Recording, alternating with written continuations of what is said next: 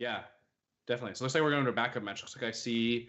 Is this another Eldrazi versus I do the see a Grixis Badlands control left. player escaped that nightmare tough match against Eldrazi. Only in the next round, he's Oh sitting in wow, the same seat, same table, playing against Eldrazi again. So against looks like double some Ratchet. ratchet bombs. Looks like the mana is perfectly set up over here. We have Ancient Tomb, City of Traders, Ugin putting out 2 damage. I mean 2 mana. That's 6+ with the Urborg 7. That Ugin next to Urborg effectively taps for 3 mana if you're casting an Eldrazi spell. Says 3, 4, 5, 6, 7, 8. I mean we'd be looking at an Ulmo on the next turn. Yeah. So that's one of the really key cards in this matchup is Eye of Ugin. If you're able to kind of get to the mana where you're able to activate that thing, it's probably just game over because you just can't. The Grixis deck can just not close the game in a reasonable fashion. And Chase the Mind Sculptor Plus doesn't help at all against Eye of Ugin, anything like that. You just keep tutoring up cards and kill them. I think this one's going to be especially hard to get through for the Grixis player because these 2 Ratchet Bombs. The best thing here is to play the Jason, try and get one of the Ratchet Bombs to go up to 4, maybe steal a Blood Moon in there. But I think at this table, both players being X and 1, is probably one of these Ratchet Bombs are probably going to be sitting at 3 for some time. Yeah, like you said, Blood Moon's probably the only card that's really been able to do it here. And Ratchet Moon is kind of a heads-up sideboard call for the Eldrazi player. You may not think that card is too good, but it kills Baleful Strix, kills Blood Moon. Probably not going to kill Gurmag Angler, but No, but it's a great card to hedge against the better cards against your strategy because I feel the Eldrazi deck's already very favored, I would say, and its threats and whatnot, and being a Chalice deck just against the blue Brainstorm deck in general, but and being able to go over the top with Eldrazi, but you got to watch out to make sure you don't get kneecapped by some heavy hitting sideboard cards. Yeah, definitely. There's some. They need the Grixis player needs their Baleful Strixes and Blood Moons to kind of stay in this game, and so these players are 11-0 and 10-1, interestingly. So, looks like Yuta is all the way down to 1 life from the Toxic Deluge that probably picked up the board, and there's another Ratchet Bomb, electing to not Eye of Ugin. No, it looks like he's too short on that. Oh, he's too short. Yeah. Yeah, he's got 5. He has to actually tap the Ugin to activate it, so it looks like Koei's going to be looking to draw a soul land of some type to get that working.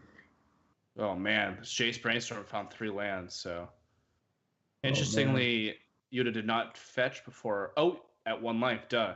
So he's not able to fetch to clear this Brainstorm, even though it's just a bunch of lands. Talked about it earlier, and sitting on this mana right here. Ooh, there's the 5th land, so at least Yuta can hard cast that Force of Will. Yeah. If he needs to. Oh, there's Walking Ballista, so that's going to be lethal, but I imagine that Yuta's going to Force of Will it. Let's see. Koei's thinking about sitting on this Walking Ballista for a turn. Yeah, it's really interesting. Like you talked about, we've really seen the going down to 1 life matter a pretty significant amount in the last 2 games we watched of this player. Yeah, I think you just slam the Ballista. I mean, they make them have the Force of Will, right? Like, they can't. No, it's worth thinking about at least because there could be a lineup against like hardcast Force because they can't pitch Force to where if you get to a turn where you can play 2 threats in 1 turn, like a Reality Smasher with it as well. That's a good I still point, think you should play it maybe, but just because the opponent still has Hymn to Torok in their deck and stuff like that. Oh, I didn't even recognize the Urborg in play. Wow. That it could have cast the Force the turn before as well. Miscalled that. So at least the fetch lands still tap for mana. Yeah, the problem is that if the Eldrazi player draws a land, they're going to eventually be able to eye. And if they draw a creature, they're just going to win the game. So, and the Ratchet is going to be able to kill Blood Moon. It's going to be able to kill Jace the Mind Sculptor. So, and we're also Brainstorm locked on the Grixis side with 2 lands on top of the deck, just clearing it now. Yep. So, it's going to take a miracle.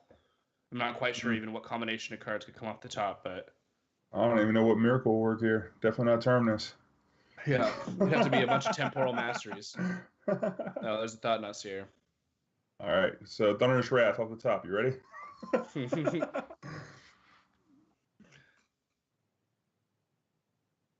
There we go. Oh, there's another Jace, Devastation so Tide. you can That one Jace works. bounce the Thought Knot, I suppose. And oh, there's a Ratchet Bomb though, so Yeah. Well, that's the thing. Yeah, if you bounce it, the I don't know. Maybe Fate Seal with this thing.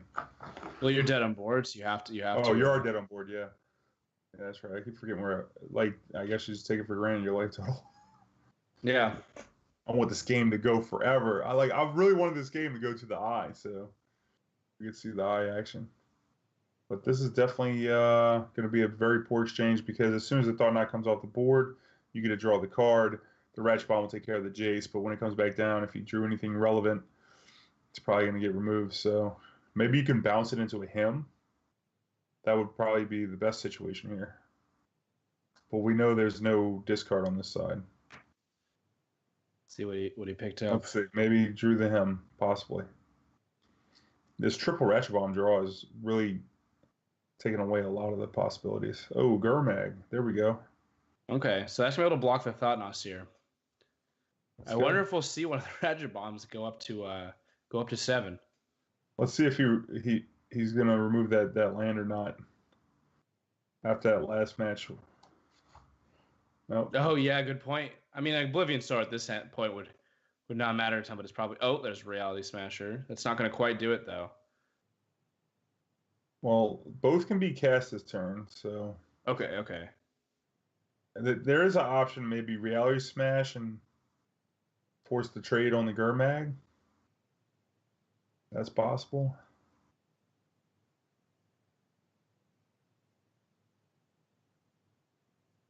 Or you play with, well, it's not like you can get your opponent to attack you, so. Certainly not. I think you probably want to. Well, he might feel he just needs to attack because, yeah, I think that. Well, now not, yeah. So Thought Knot's here in play. So interestingly, he chose to play the Thought Knot's here and knew the hand there, but still decided to go ahead and play it. Ooh. So what's the probably? Let's need to find a Baleful Strix here. Nope. All right, we're going to game 3. So this matchup, if it gets those Ratchet Bombs are real good at kind of just stopping the way that the Grixis player has to end the match because that Grixis player was able to have a Jace around for a few more turns. It could be a totally different type of game. So those Ratchet Bombs killed 2 Jaces. Yes, probably not what you think when you see that card on a list in a sideboard, but I've done it playing the 12 post deck recently. It's always a great board in. At worst, against Grixis, like you could eat a Kolaghan's Command, clear the way for your Candelabra in that deck, or block the artifact removal. It's a really awkward card, and then sometimes just I play that card in standard. It's just one of those cards where it and Power to Keg type effects just kind of change the way your opponent plays, and they might sequence in a different way because of it being there. So I really like the card. It's a really powerful card, and can lead to some interesting decisions when you choose to take it up or not, what number you leave it at, But if you feel like you need to leave it on 2 for Strix or something, so on the play, I think it's going to get a little bit better for the Grixis player. Their discard can be a factor in the matchup, possibly him to Trog taking 2 cards. I do think him is pretty good in this matchup because it has the ability to possibly mana screw them early, which can let you get ahead. And if not, it's probably taking, by the time you cast it, taking a Reality Smasher or a Thought Knot or Oblivion Sower or something like that. So Baleful Strix obviously a key card of the matchup. K command for the Chalices. You have to disrupt them pretty hard. But I think drawing a Gurmag or having some kind of Jace come down, if you can him the Torok and discard the threats and get to a Fate Seal lock earlier, that's probably the biggest route to victory, or what you're going to be looking to do. Because I don't feel like the Grixis deck really has that fast of a clock. So you're really going to need your stuff to show up threat-wise if you can't deal with all the problematic permanents. And the clock of just your opponent having Aya Ugin in their deck is, a threat all of its own. Yeah, and I mean, if the game is going to go long, they're just going to get you with that Ivu unless you have Blood Moon. And we've seen that the Eldrazi players prepare for Blood Moon. So I like this hand from Grixis control player. They have a couple of preordains and they have two Diabolic Edicts and a Gurmag, I think, or one Diabolic Edict. So that's kind of, we'll see how it lines up against this aggressive draw from the Eldrazi player. Looks like it's going to be a turn 1 Mimic hand right into another Eldrazi, into a Smasher. So I think the Grixis hand is about as good as you can get to try and, fight the more aggressive draws that Eldrazi can have.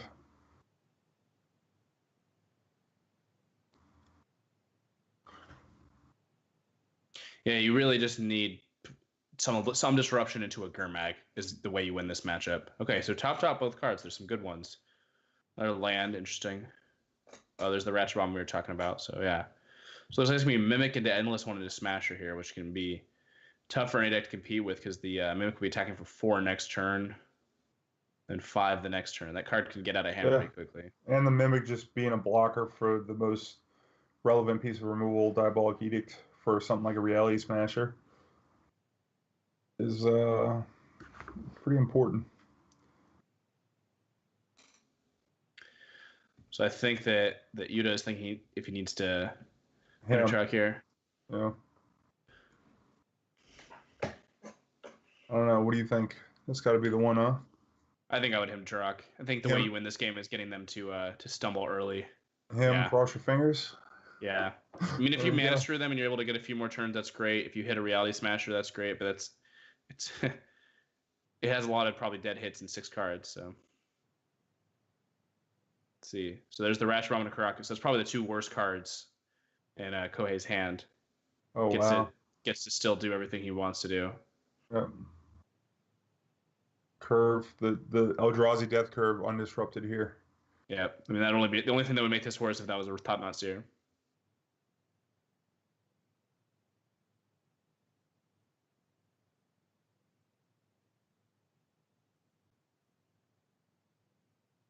All right, let's see the draw here from Grixis.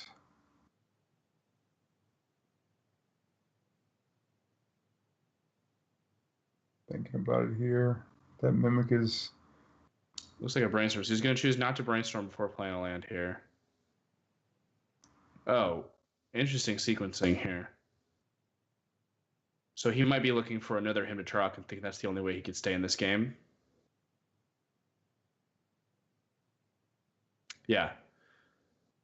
Okay, so I think the way he's thinking he's going to win this game is to hit the follow-up Eldrazi here off of him. Next turn, fetch away, play a Gurmag. And, yeah. Yeah, this is probably their best course of action with the Mimic coming down on turn 1 because it's basically as big as whatever Eldrazi's in your opponent's hand. Yep.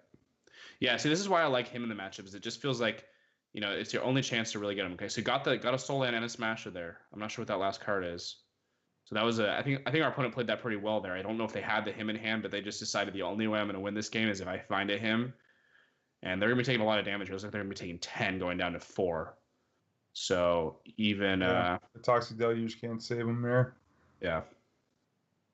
So they're going to be able to play a Gurmag and Edict next turn. And that'll keep them in the game if no more Eldrazi's get drawn. But that Mimic... No. Yeah, that's a 6/6, right? The endless one. Oh, never mind. You're right. So yeah. So we're gonna get a chump block from this fish.